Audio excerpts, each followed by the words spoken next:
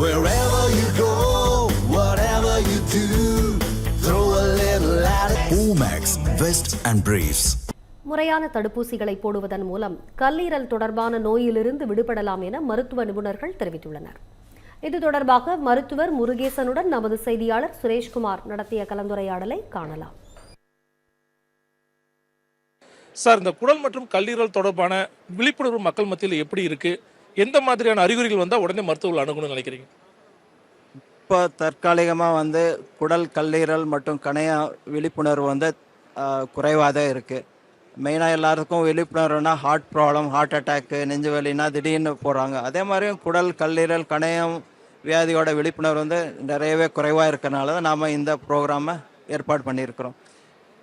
மெயினாக ஏதாச்சும் ஒருத்தருக்கு வயிறு உப்பசமாக இருக்குது, வாமிட் வர மாதிரி இருக்குது, பசி இல்லை, உடம்பு வெயிட் குறைஞ்சிட்டே வர்றாங்க அப்படின்னா நம்ம ஆரம்பத்திலே பார்த்துக்கலாம். அப்புறம் கல்லீரல் பிரச்சனைகள் உடம்பு இழைச்சிட்டே போவாங்க. சிலர் பசி இல்லாமல் இருக்கும், உடம்பு சோர்வாக இருக்கிறது, சில நேரம் கால் வீக்கம் வர்றது, சில நேரம் யூரின் போனால் மஞ்சளாக இருக்கும், சிலருக்கு கண் மஞ்சளாக இருக்கும். இதெல்லாம் லிவரோட அறிகுறிகள் தான்.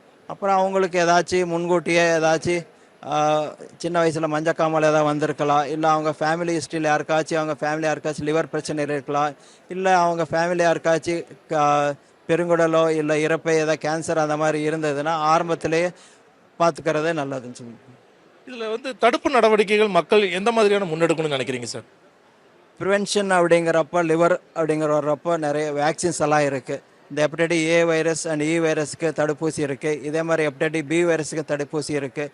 மெயினாக ஏ வைரஸ் இ வைரஸ் தண்ணியில் வர்ற கிருமிகள் அப்படிங்கிறதுனால நாம் ஹேண்ட் ஹைஜீன், ஃபுட் ஹைஜீன் இது மாதிரி இதை கடைபிடிச்சாலே ஆல்மோஸ்ட் நாம் வியாதியை அவாய்ட் பண்ணிக்கலாம். ஆனாலும் ஹெப்படைட்டிஸ் ஏ வைரஸ் இ வைரஸுக்கு வேக்சின் இருக்கனால நாம் வேக்சின் போட்டுக்கிறது நல்லது. அப்புறம் இந்த பி வைரஸுங்கிறது பிளட் டு பிளட் தான் வர்றது.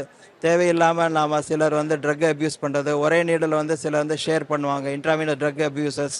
அப்புறம் மது அருந்திட்டு இந்த மாதிரி ட்ரக்ஸ் எல்லாம் எடுக்கிறது, இதெல்லாம் கொஞ்சம் அவாய்ட் பண்ணாலே நாம் இந்த பி வைரஸ்லேருந்து நாம் தவிர்த்துக்கலாம். பி வைரஸுக்கு நல்ல எஃபெக்டிவ் வேக்சின்ஸ் இருக்குது, நாம் போட்டுக்கலாம். அதே மாதிரி சில வைரஸ் எல்லாம் இருக்குது, ஹெப்படைட்டிஸ் சி வைரஸ், டி வைரஸ்னு இருக்குது. அதுக்கெல்லாம் தடுப்பூசியெல்லாம் கிடையாது. நாம் அவேராக இருந்தால் தான் நாம் அந்த வியாதிலேருந்து நாம்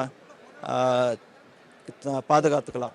அந்த வேக்சின் சொன்னீங்களா சார், சில பி வைரஸுக்கெல்லாம் அதில் என்ன ஏஜ் குரூப்புக்கு போடலாம் சார்? அந்த பி வைரஸ் வேக்சின் பிறந்த குழந்தைகளுக்கே இப்போல்லாம் போடுறாங்க.